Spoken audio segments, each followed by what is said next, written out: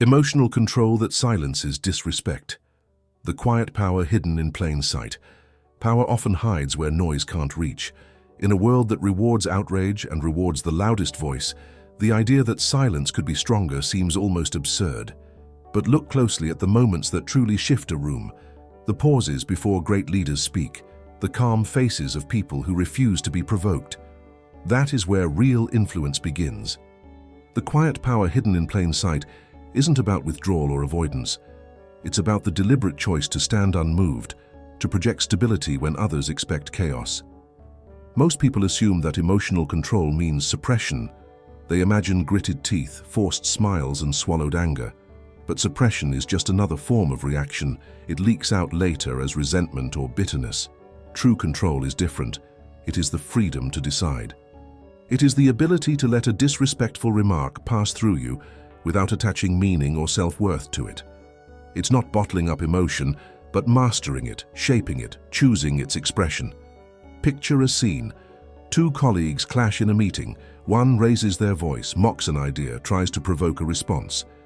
The other remains composed, not stiff, not aloof, but steady. They respond with measured words or even no words at all. Instantly, the balance shifts. The aggressor's energy has nowhere to land. Their noise becomes obvious, their insecurity naked. The silent one has not lost ground, they have gained it. Because in that space, everyone in the room recognizes a deeper authority over self. People are drawn to stability. They trust those who remain calm when others panic. They remember the person who doesn't flinch under pressure. That memory, that trust, is influence that lasts far longer than any shouted comeback. This hidden power doesn't develop by accident. It is built through conscious practice, through small acts of restraint when no one is watching. It starts in the moments you want to interrupt, but choose to listen instead. It grows when you receive criticism and decide to search it for wisdom before searching for a defense. It strengthens every time you let a trivial slight slide past you without giving it a home. Over time, these choices shape you. They turn you into someone whose calm presence is felt even before you speak. Disrespect loses its grip because there is nothing in you for it to cling to. Think of Marcus Aurelius, writing in his private journal while emperors and armies rose and fell around him. He understood that the world's noise could not touch the mind that remained disciplined. He wrote not for applause, but for clarity, reminding himself that insults are opinions, not truths, that what others say belongs to them, not to him. This mindset is timeless because human nature hasn't changed. The faces and voices provoking you today are no different in essence from those in ancient forums or royal courts, and the solution remains the same. Own your reaction and you own your life. There is a paradox at play here. The less you try to prove your worth through reaction, the more undeniable your worth becomes. The less you chase respect, the more quietly it gathers around you. Disrespect feeds on attention. Starve it and it withers. But more importantly, refusing to feed it frees you. It liberates your energy for things that matter, for building, creating, loving, and leading. Why give away your day, your peace, or your dignity to a fleeting comment? Why allow someone else's noise to dictate your internal weather? The quiet power hidden in plain sight doesn't just silence disrespect, it transforms the battlefield. It removes the stage on which provocation performs. When you stand firm in your own values, you no longer need the world's confirmation to feel whole. That steadiness is magnetic. It influences without coercion. It teaches without lecturing. It commands respect without demanding it. And that, more than any loud defense or sharp reply, is what makes emotional control unshakable. This is the power we're after. Not a trick, not a facade, but a state of being so anchored that even disrespect becomes powerless. From here, we'll go deeper, looking at how to see insults for what they truly are. Reflections of the one who casts them, not measures of you. Disrespect as a mirror. Disrespect is never the accurate measurement of your value. It's a mirror held up to the one who wields it. Yet most people take insults like verdicts. A cutting remark lands, and instead of examining its origin, they turn inward, scanning themselves for flaws. That instinct is powerful, but misplaced. When someone mocks, dismisses, or undercuts you, What you are seeing is a projection of their own insecurities, frustrations, or fears. It's their mirror, not your report card. Understanding this shifts the entire dynamic. Instead of absorbing their judgment, you observe their exposure. You see the anger in their tone, the desperation in their exaggeration, the patterns that repeat because they are unresolved inside them. Think of a coworker who constantly belittles others. At first glance, their comments sting. They seem personal, targeted. But look deeper. Why the need to diminish? Why the repetition of the same behavior? It is rarely about you. It is about them fighting a private battle with inadequacy, needing to push someone down to feel taller. Recognizing this doesn't excuse the behavior, but it frees you from the illusion that their words define you. It gives you perspective. You're witnessing their weakness, not your worthlessness. The Stoics warned against placing your sense of self in the hands of others. Seneca wrote that external opinions are unstable, shifting like wind. To tie your identity to them is to be tossed by every gust. Instead, the wise person anchors inward. Your character, your values, your effort, these are the measures of you. Disrespect then becomes noise outside your walls. You can hear it, notice it, even learn from it if there is truth hidden within, but you don't mistake it for an objective evaluation. This awareness is disarming to aggressors. Their weapon becomes a confession. The insult meant to wound instead reveals them. Imagine someone scoffing at your ambition. You'll never make it, they say.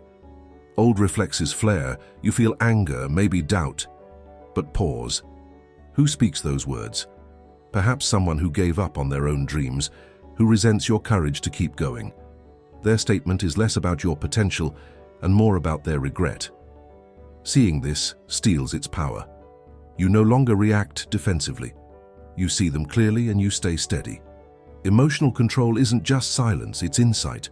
It's the clarity to discern projection from truth.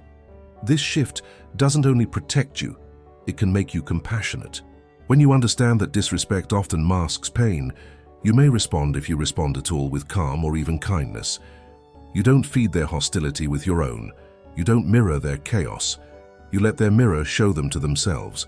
Sometimes your restraint may even plant a seed. Perhaps they will notice their own pettiness reflected back, or perhaps not. That is not your responsibility. Your responsibility is to yourself, to remain grounded, to protect your energy, to measure yourself by your own standards. Seeing disrespect as a mirror allows you to detach from the immediate emotional sting. It creates space between the insult and your identity. In that space you gain freedom, the freedom to decide whether the words carry wisdom worth considering or poison worth discarding. Not every criticism is empty. Some may contain truth you can use. But even then, the delivery does not define your dignity. You can extract the lesson without swallowing the venom. That is a mark of maturity, separating the message from the malice. Disrespect will never disappear. People will project their frustrations onto you for as long as there are egos in the world. But once you internalize this principle, that their words are a mirror of them, you no longer have to carry their baggage. You can let their judgments pass by like wind against stone. You can look at them, see their struggle, and remain unmoved. And as you hold your ground, you remind yourself, your worth was never up for debate. It doesn't fluctuate with the moods of others. It doesn't shrink under their criticism or swell with their praise. It is constant, steady, and yours alone to guard. With this clarity, you're ready to go further, toward the moment of interception where you catch an emotional surge before it escapes. That is where true mastery begins. The art of emotional interception. There is a razor-thin moment between what you feel and what you do. Most people never notice it. An insult lands, a wave rises inside, and before awareness has even arrived, the reaction has already escaped. Words are thrown back, a tone sharpens, a look of contempt flashes across the face. This is how control is lost, by missing the moment where interception was possible. Emotional interception is the discipline of recognizing that space, however brief, and stepping into it. It is the practice of catching the surge before it owns you, of seeing the spark before it ignites the fire. The Stoics called this awareness the key to freedom. Because without it, you are not acting, you are being acted upon by your own impulses. Think of your emotions like a horse charging forward. Left untrained, it will throw you, drag you, or carry you into danger.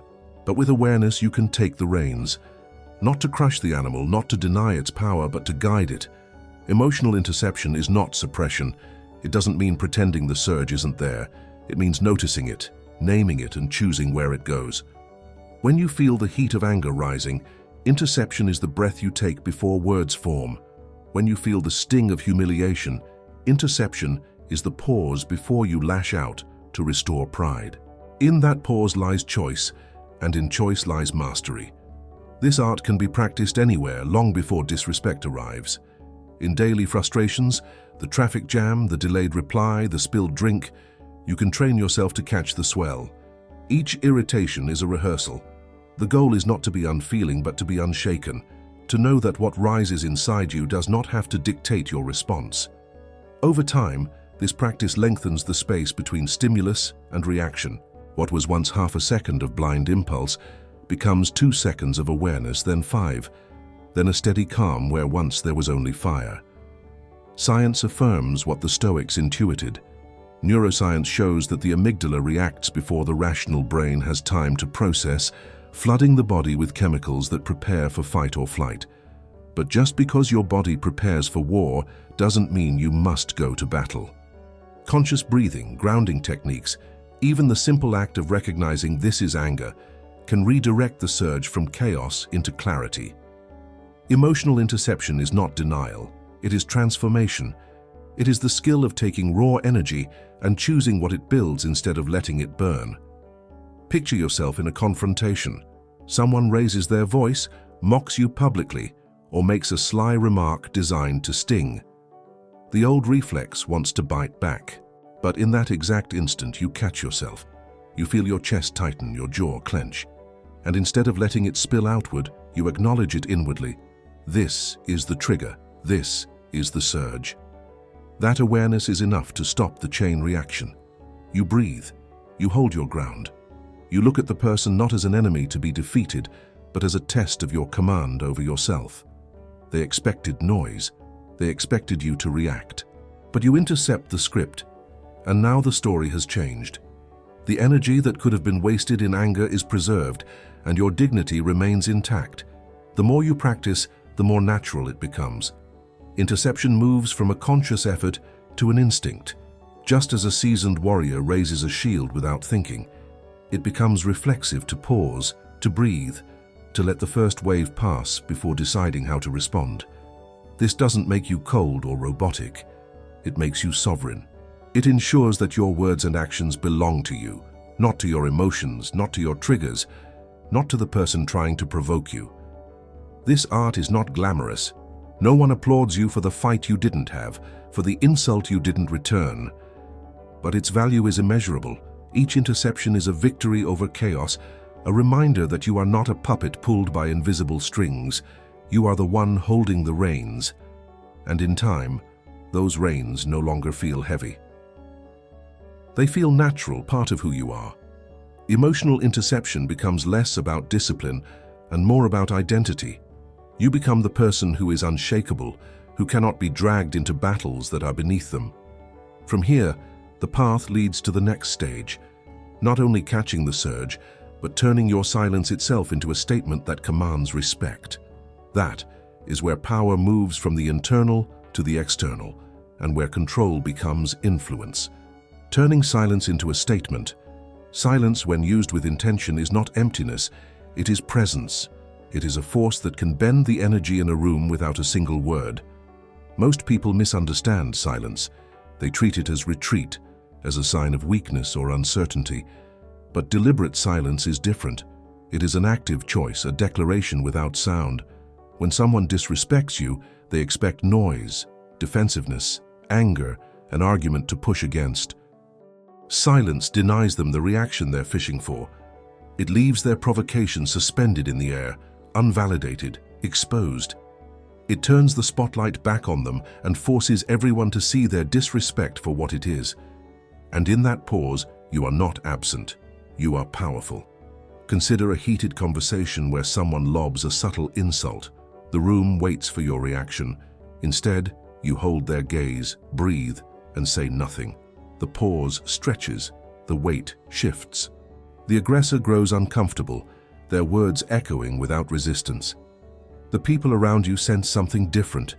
They feel your control, your refusal to be pulled into a game you didn't choose. In that moment, your silence speaks volumes. It says you are not desperate for approval, you are not at the mercy of their opinion, and you will not surrender your dignity to prove a point. Silence works because it disrupts expectation. Human interaction runs on patterns, stimulus and response, provocation and reaction. When you break the pattern, you change the rules.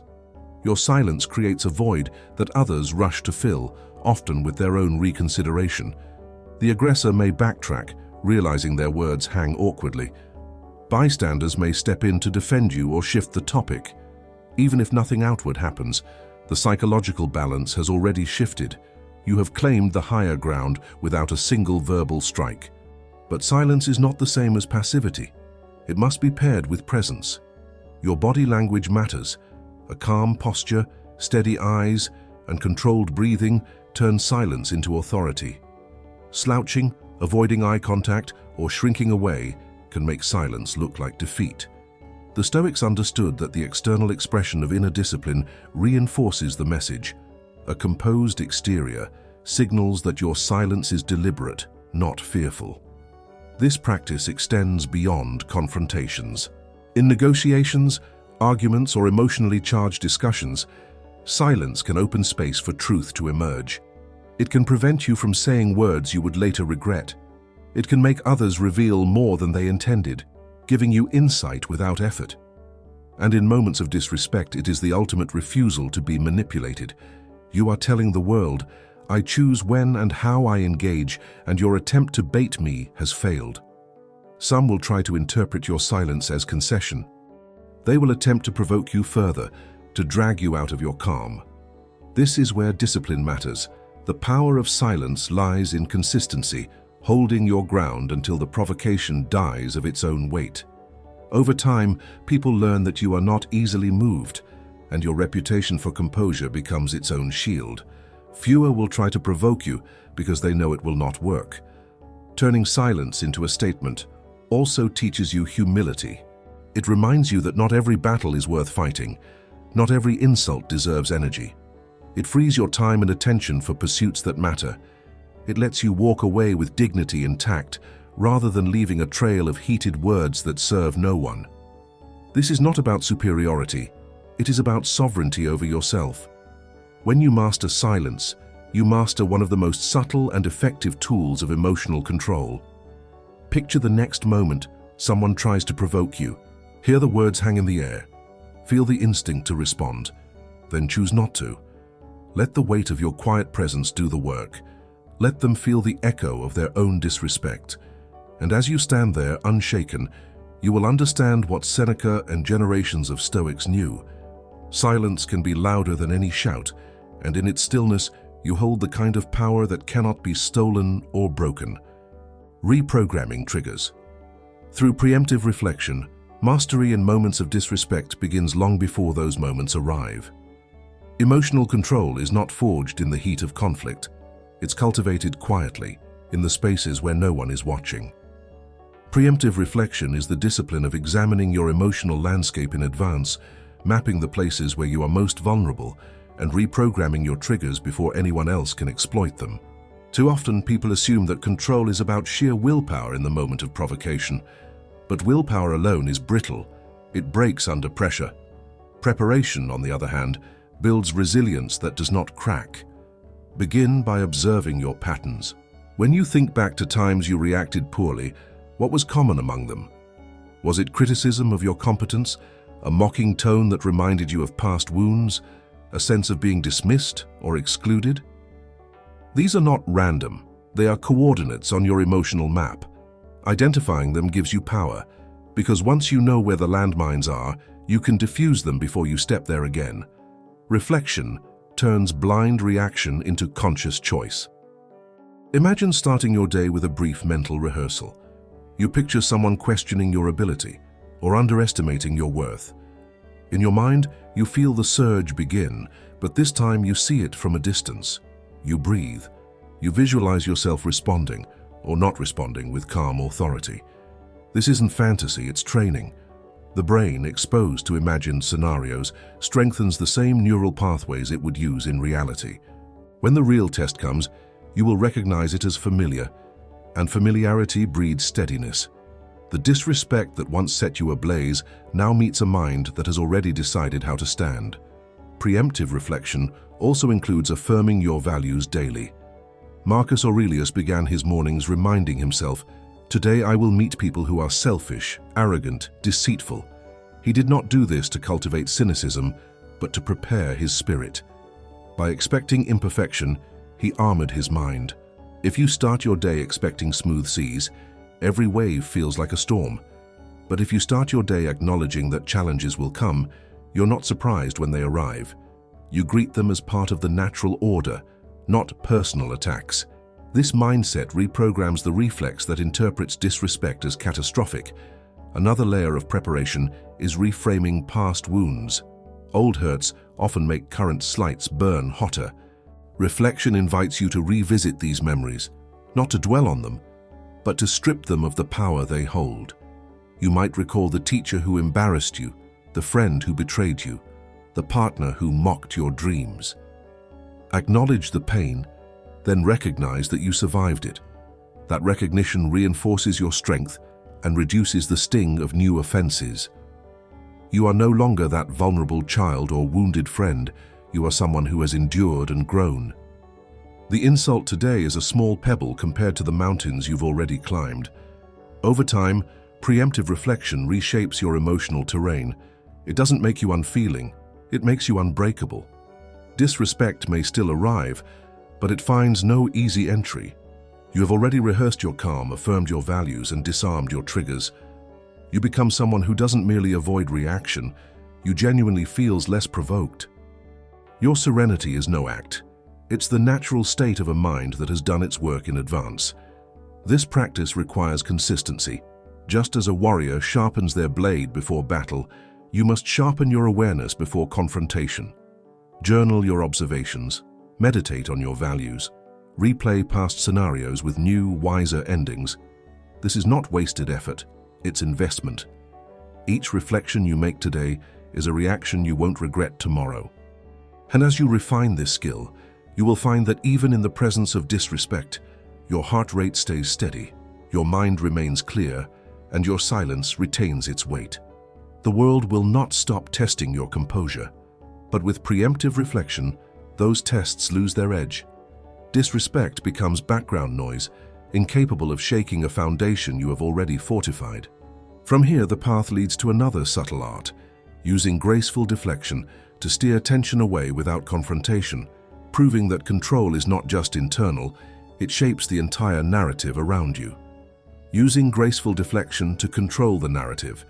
Control is not always about standing still or staying silent. Sometimes it is about movement, a gentle redirection of energy that keeps the moment from spiraling into conflict. Graceful deflection is the ability to steer tension away from escalation without surrendering your dignity. It is subtle, almost invisible when done well, but its impact is profound. Where others meet hostility with hostility, you meet it with calm agility. You don't block the blow head-on. You let it pass and guide the exchange to safer ground. In doing so, you shape the narrative without anyone realizing that you are the one holding the reins. Imagine someone mocking you in front of others, expecting anger or embarrassment. Instead of biting back or shrinking, you respond with a calm, measured shift. Interesting perspective, or I'll keep that in mind. You neither validate the insult nor escalate it. The aggressor is left without the reaction they sought. The moment loses its charge, and the conversation moves forward. What could have become a spectacle dissolves into something unremarkable, and you remain composed. This is not avoidance, it is strategy. It shows that you are not fragile, that your self-worth is too secure to be baited. Graceful deflection works because it disrupts emotional momentum. Disrespect relies on engagement. It feeds on resistance. When you decline to provide resistance, when you refuse to let your emotions be hijacked, you unbalance the aggressor. They either drop their effort or expose themselves as petty. You have controlled the narrative by refusing to fight on their terms. This control is subtle but powerful. It influences by example, demonstrating to others that calm strength is more persuasive than noise. The Stoics would call this aligning with nature, accepting what is outside your control and guiding what is within it. You cannot stop others from speaking or behaving badly, but you can decide how you respond, and in doing so, you influence the unfolding of events. Graceful deflection doesn't mean suppressing your voice forever. It means choosing when and how to speak so that your words build rather than destroy. It's the difference between a rock shattering against a wave and a ship gliding over it.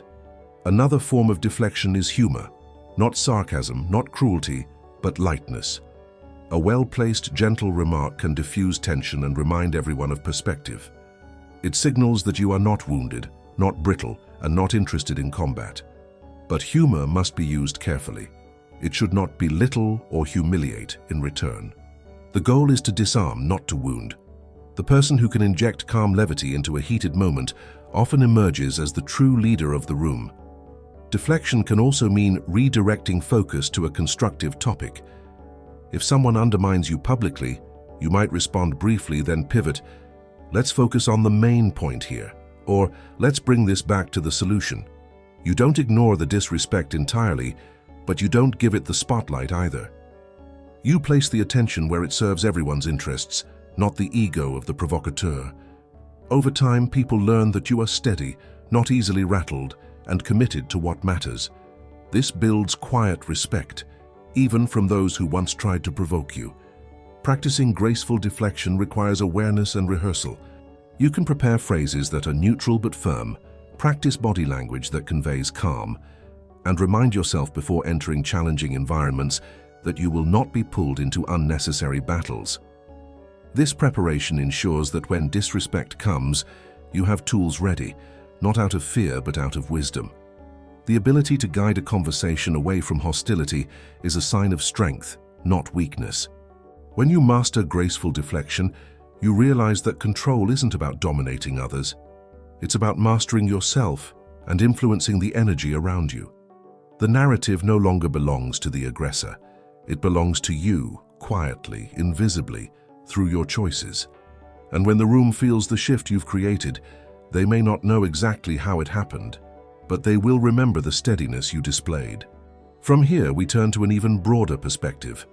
How your calm discipline doesn't just shield you, but radiates outward, changing the atmosphere around you, inspiring allies, and quietly dismantling hostility without a single confrontation. The ripple effect of controlled energy.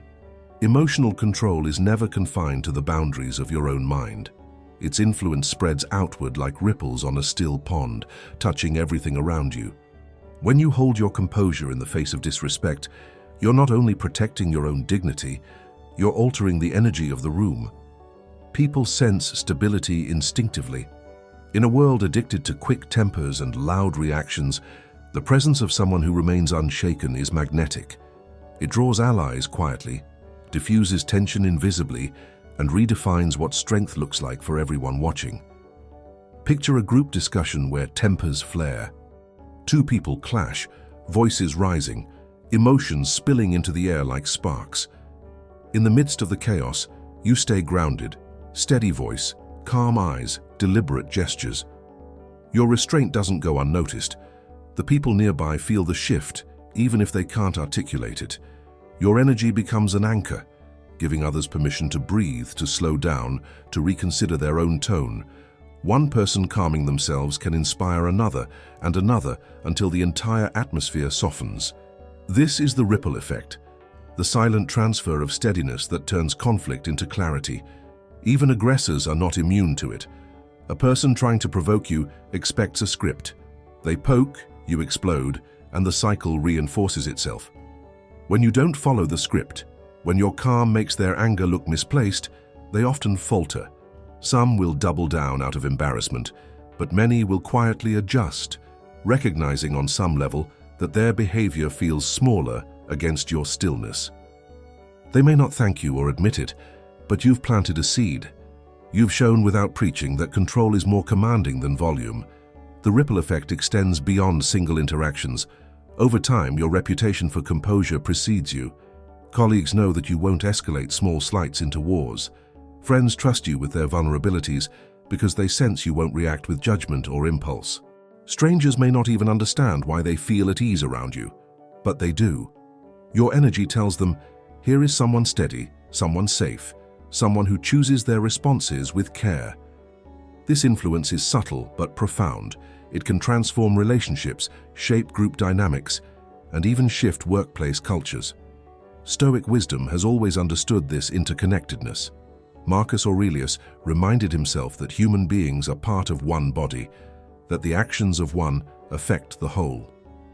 When you practice emotional control, you're not only serving yourself, you're elevating the collective environment.